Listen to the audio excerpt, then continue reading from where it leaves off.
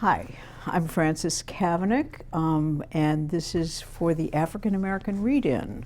I'm again reading from Nikki Giovanni. This is the collection called Quilting the Black-Eyed Pea, Poems and Not Quite Poems.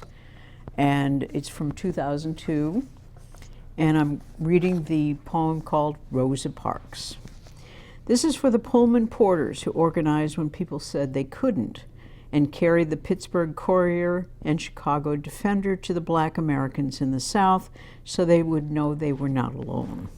This is for the Pullman porters who helped Thurgood Marshall go south and come back north to fight the fight that resulted in Brown versus Board of Education, because even though Kansas is west, and even though Topeka is the birthplace of Gwendolyn Brooks, who wrote the powerful "The Chicago Defender Sends a Man to Little Rock," it was the Pullman porters who whispered to the traveling men, both the bluesmen and the racemen, so that they both would know what was going on.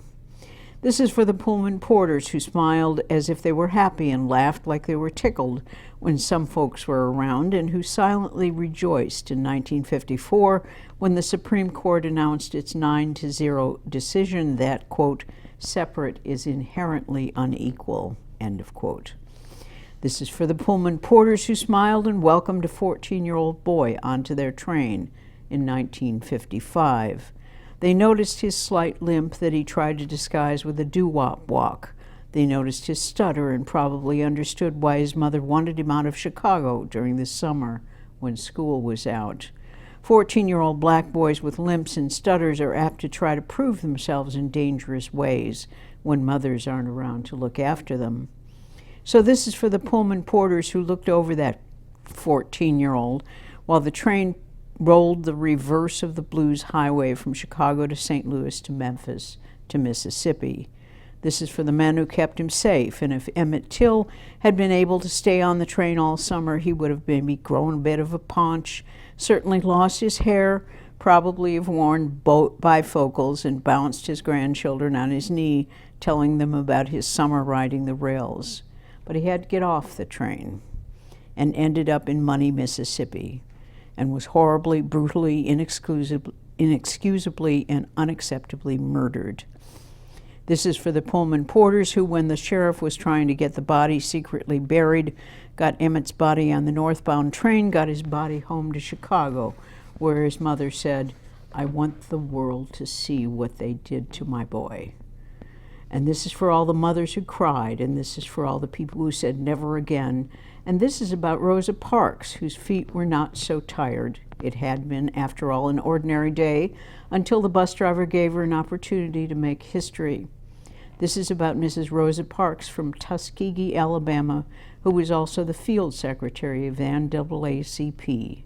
This is about the moment Rosa Parks shouldered her cross, put her worldly goods aside, was willing to sacrifice her life so that the young man in Money, Mississippi, who had been so well protected by the Pullman porters, would not have died in vain. When Mrs. Parks said no, a passionate movement was begun. No longer would there be a reliance on the law, there was a higher law. When Mrs. Parks brought that light of hers to expose the evil of the system, the sun came and rested on her shoulders, bringing the heat and the light of truth.